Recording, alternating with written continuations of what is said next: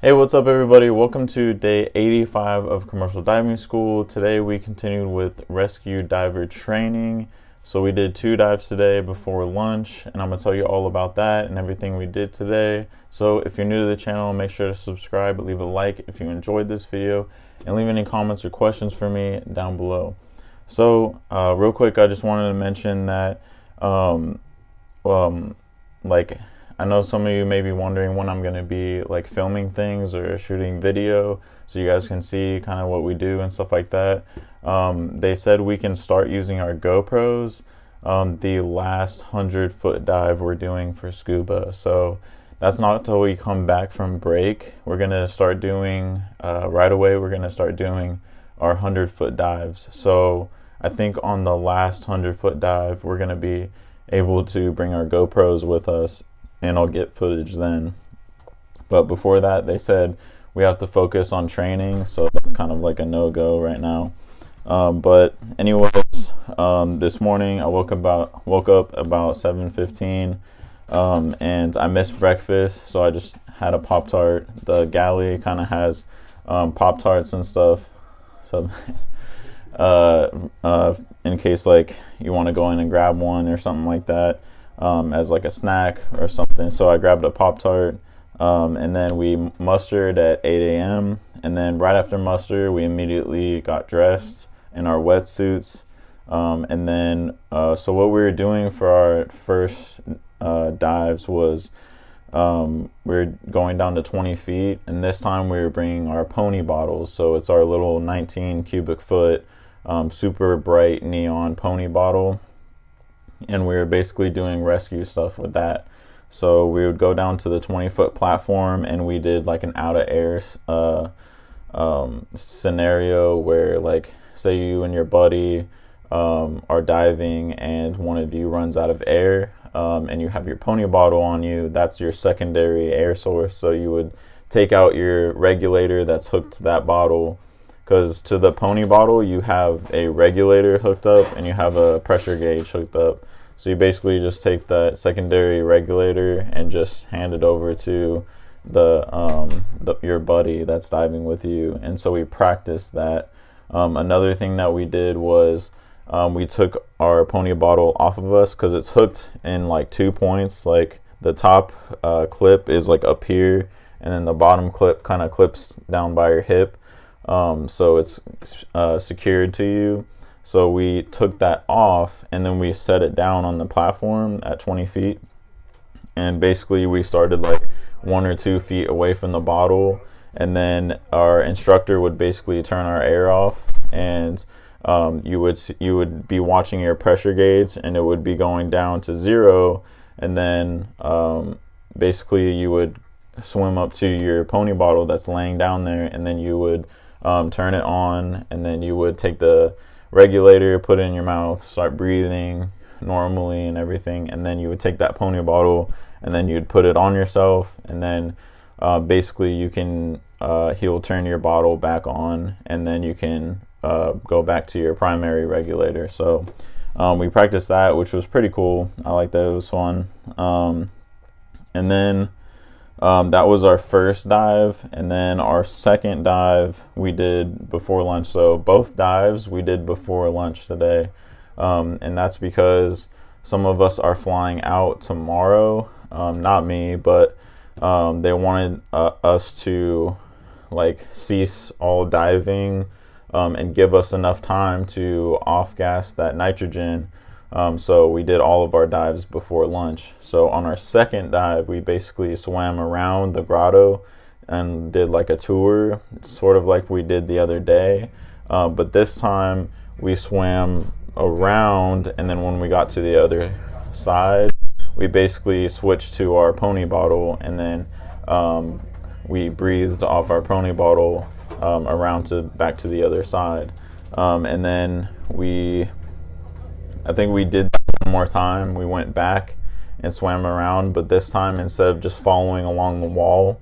And by the way, the walls of the it's called a 40 fathom grotto is what the actual name of it. And I think you can actually like Google 40 fathom grotto and it'll pop up. Also, you can Google CDA or DWTC or CDA, DWTC, Deep Water Training Center, and it should pop up a picture of the grotto and what it looks like. But we basically swam around the rock wall, and that's what I was gonna say. The wall is basically rock. That's one thing I wondered, like, is it mud, or what is it, like, what are the walls and everything? But it is it's just rock, so it's just you can see it, you know, plain as day. But anyways, when we swam the second time, we basically went through the, like, platform, so it's pretty cool. Like, went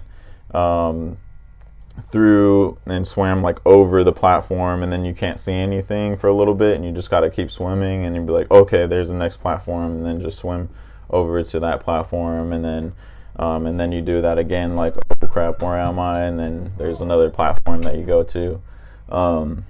But anyways, that was basically our dives for today. And then right after we went through the second dive, the instructor basically did a scenario, but none of us really knew about it. Like, they didn't tell us or prepare us for the scenario, they just did it. And what it was the instructor, like, basically came up like he was like a unconscious diver, head face into the water like this, and basically the other instructor was like, you know, jump in, and, you know, two guys jump in, inflate his BCD, flip him over so he's, like, on his back, and then hold his regulator in his mouth and keep his chin elevated, and then swim him over to the ladder, and then we'll get his BCD off of him, and then stuff like that. So we did a scenario, and everybody did pretty good, they said, compared to previous classes. And then we didn't lift him out of the water. He kind of just, you know, said, all stop, and then we came up, and then we ran through what we would do when your patient or unconscious diver is on surface. Like, we went through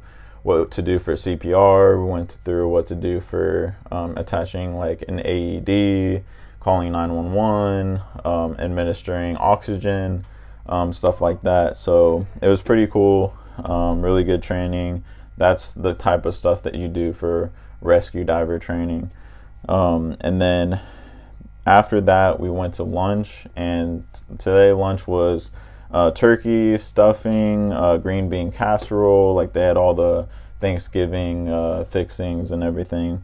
And then right after lunch, we just went ahead and cleaned up our gear because we're going on, like, a 9-day vacation break, so for Thanksgiving. So we kind of wanted to clean everything up so that all of our stuff isn't just laying out for, like, a week and a half. So we made sure to clean everything up. We charged our bottles, made sure they're good to go for when we come back, and then we filled out our log books for both dives today. And then we basically were released after that for the day. And it was unusual because usually we're released after dinner, which is at 5, but today we're released a little early just because they wanted to give people time to pack up what they wanted to take with them home. They said we don't have to take all of our stuff, like, if we want to leave, like, our dive gear here, and then if we have other stuff we want to leave here, we can do that, so we don't have to lug all of our stuff just all the way back home or wherever we're going. So that's pretty cool, but they did give us time to pack up and stuff like that. And then we went to dinner, and today's dinner was buffalo chicken sandwiches and French fries, and they had a super awesome potato soup with, like, green onions in it and everything. It was super good. But that's basically what we did today. So that's all I got for you guys in this video. If you liked, please leave a like, subscribe if you haven't already. Leave any comments or questions for me down below. Hope you guys enjoyed. I'll see you in the next video. Have a great one. Peace.